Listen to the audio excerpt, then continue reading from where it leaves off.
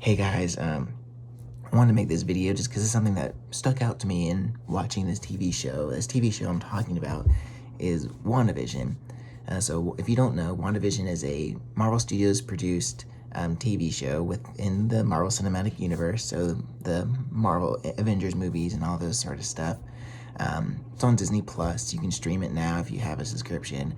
But so pretty much the plot of this TV show revolves around Wanda dealing with her grief from losing her family, then her brother, and then Vision. And this is just her traumatic things dealing with. She creates this false reality for herself, of which she lives in with this false vision, has the perfect life. She has the perfect little suburb neighborhood. She has children. She has the perfect little husband and Vision. She goes through these weird little scenarios, but at the end of the day, in each episode, everything is okay.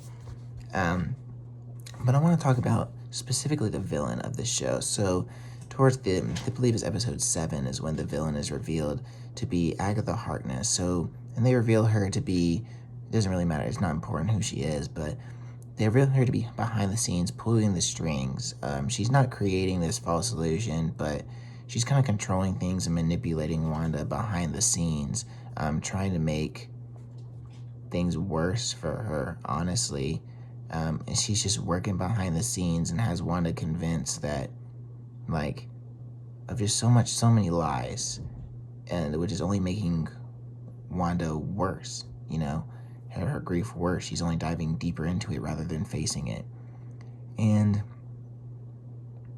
I got thinking about this, and it's kind of like a horrifying thing to think about because, I mean, isn't that how the enemy works? Isn't that how, like, Satan works?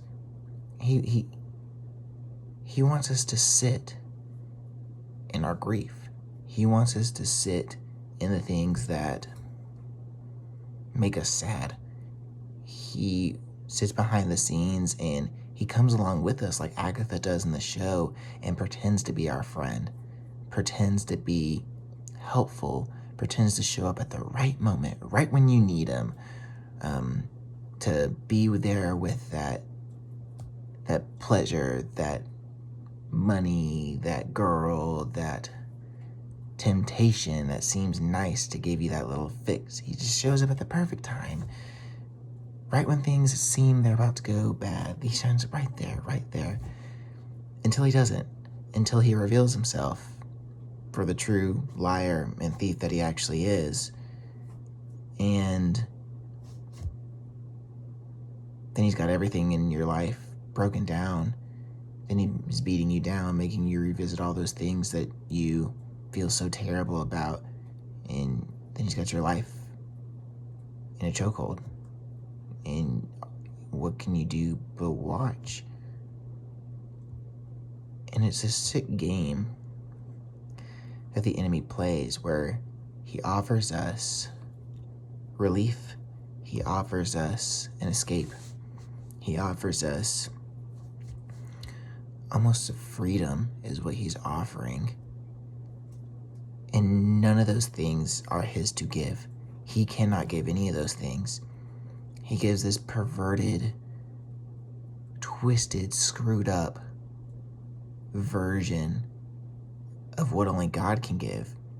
God gives relief. God gives true peace in your heart. The enemy doesn't offer that. The enemy offers you that drug. The enemy offers you that girl. The enemy offers you something temporary, something in the grand scheme of things that is meaningless. God offers you forgiveness and freedom in him from your past. And the enemy says, oh, you don't need to address that. The enemy says, I'll make you forget about it. Come to this, come to that. Don't look at your past. It's not there anymore. It's in the past.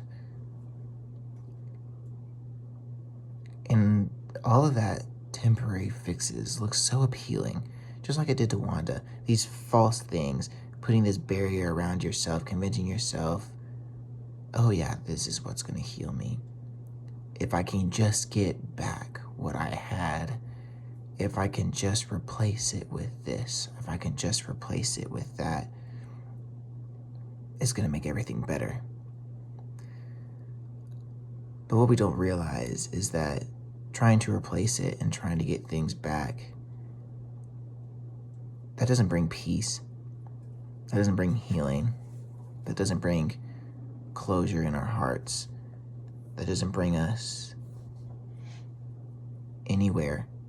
It actually is just digging our own grave. You're taking the shovel and you're digging in the ground, and you're saying, oh, if I can just get down here to this thing to replace what I lost, then I'll be okay. Little do you know, you're actually digging the hole that you're going to sleep in when you get to the bottom and realize, oh, there was nothing there to begin with. Oh, this thing that I thought could replace it, actually it can't. It's actually just this temporary thing. While it might feel great for a little bit, it might be what you need in that moment. Moments don't last. Seconds go by. Days go by. Hours, years. And you look back and what are you going to do 5 years down the line from that pain that you decided, okay, I'm just going to replace it with something else? That girl that you dated, that guy that you dated, that you broke up with and they're gone. And you decided, oh, well, I'm just going to replace him with somebody else, instead of actually dealing with the pain and hurt that you might feel. It's easier that way. Not gonna lie, it's quicker for a moment. But the question I always ask myself is, do I want to be deceived by quick temporary fixes? Do I want to put a Band-Aid on a bullet hole? Yeah, that may make it look a little better, but there's still a bullet lodged in there. I still have a hole in my chest.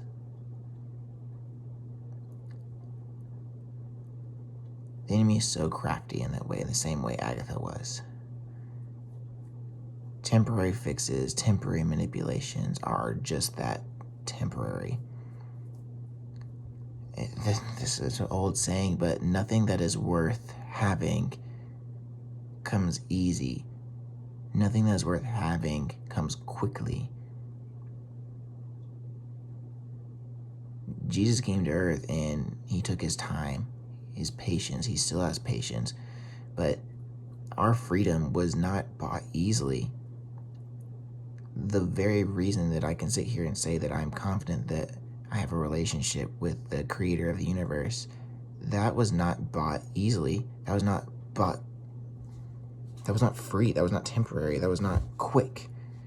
It required God coming to earth in human form, both God and man simultaneously, and dying on a cross. Nothing about that is temporary. Nothing about that is easy. Nothing about that is a quick fix. But it's a real fix. It's a real healing. It's real. It's not temporary. It's not an illusion. It's not fake. It's not false. What the enemy offers is false, temporary, and quick. Yeah.